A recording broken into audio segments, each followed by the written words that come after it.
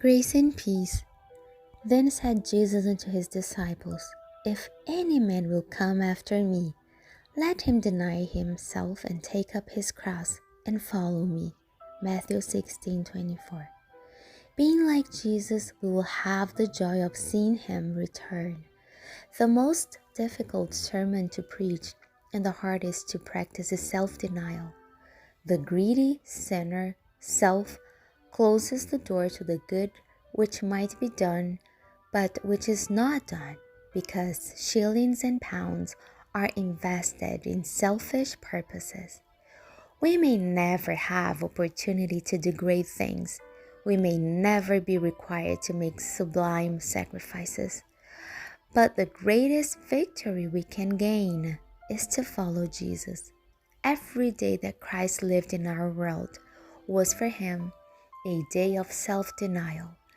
If we would follow him over the rugged path of self-denial, this denial must be carried into the everyday occurrences and actions of our life.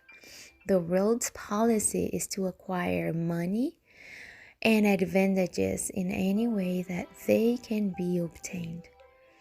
An accumulation of this world's treasure is the ambition of worldlings. The aim and object of the followers of our Lord Jesus Christ is to become Christlike by self-denial and self-sacrifice.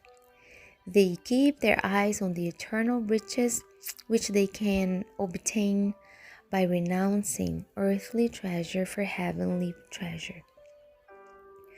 Here are the conditions. He that will be my disciple, let him forsake all and follow me. Keep Christ in view, following where he leads the way. It is more blessed to give than to receive. Self-denial will bring into the treasury of God the means necessary to advance his work. Thus we may act in co-partnership with Christ.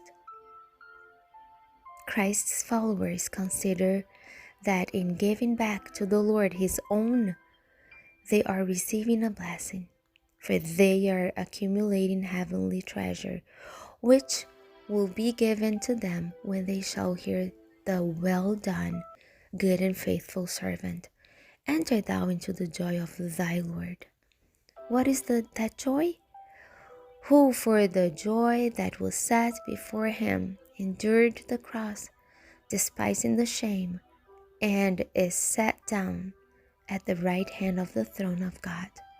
The joy of seeing souls redeemed, souls eternally saved, is the privilege of those who have overcome obstacles in order to put their feet in the footprints of him who said, Follow me.